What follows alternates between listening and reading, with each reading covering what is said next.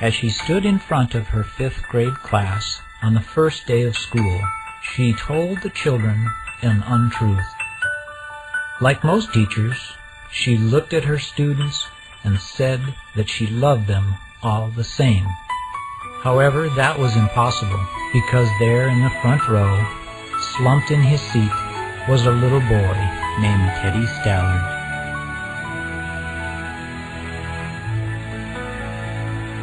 Miss Thompson had watched Teddy the year before and noticed that he didn't play well with other children, that his clothes were messy, and that he constantly needed a bath. And Teddy could be unpleasant. It got to the point where Miss Thompson would actually take delight in marking his papers with a broad red pen, making bold X's, and then putting a big F at the top of his papers.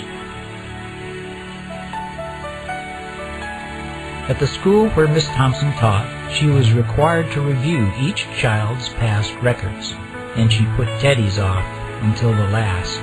However, when she reviewed his file, she was in for a surprise. Teddy's 1st grade teacher wrote, "Teddy is a bright child with a ready laugh. He does his work neatly and has good manners. He is such a joy to be around." His 2nd grade teacher wrote, "Teddy is an excellent student, well liked by his classmates, but he is troubled because his mother has a terminal illness, and life at home must be a struggle." His 3rd grade teacher wrote, "His mother's death has been hard on him. He tries to do his best, but his father doesn't show much interest, and his home life will soon affect him if some steps aren't taken." Teddy's 4th grade teacher wrote, "Teddy is withdrawn and doesn't show much interest in school. He doesn't have many friends, and he sometimes sleeps in class."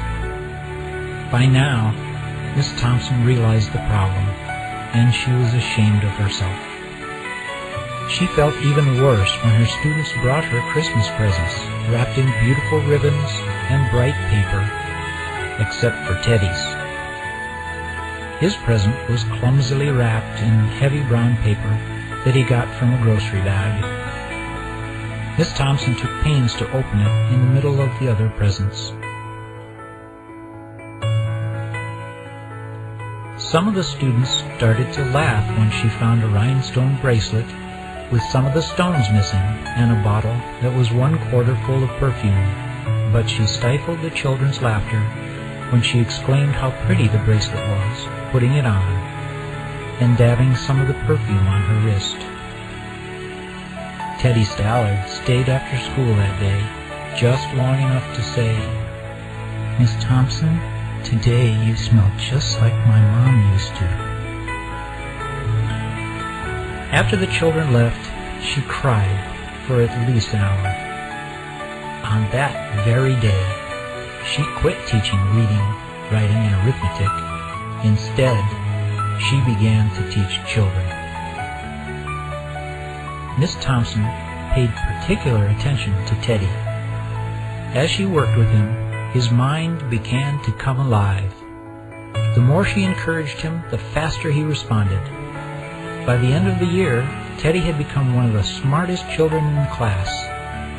And, despite her lie that she would love all the children the same, Teddy became one of her teacher's pets.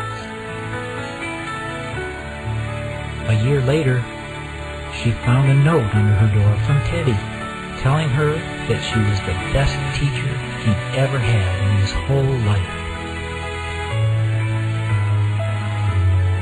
6 years went by before she got another note from Teddy. He then wrote that he had finished high school 3rd in his class, and she was still the best teacher he ever had in his whole life. 4 years after that, she got another letter, saying that while things had been tough at times, he'd stayed in school.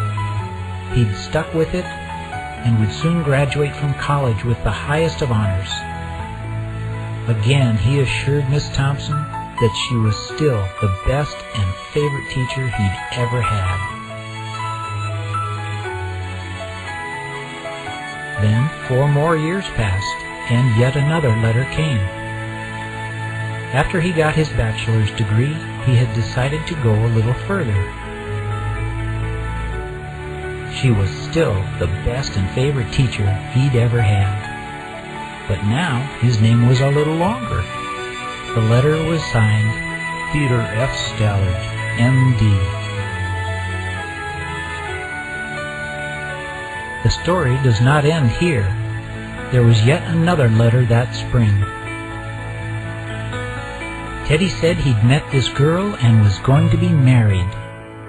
He explained that his father had died a couple of years ago, and he was wondering if Miss Thompson might agree to sit at the wedding in the place that was usually reserved for the mother of the groom. Of course, Miss Thompson did, and guess what? She wore that bracelet, the one with several rhinestones missing. Moreover, she made sure she was wearing the perfume that Teddy remembered his mother wearing on their last Christmas together. They hugged each other, and Dr. Stallard whispered in Miss Thompson's ear, "Thank you for believing in me. Thank you so much for making me feel important and showing me that I could make a difference." Miss Thompson, with tears in her eyes, whispered back. She said, "Teddy, you have it all wrong. You were the one who taught me that I could make a difference. I didn't know how to teach until I met you."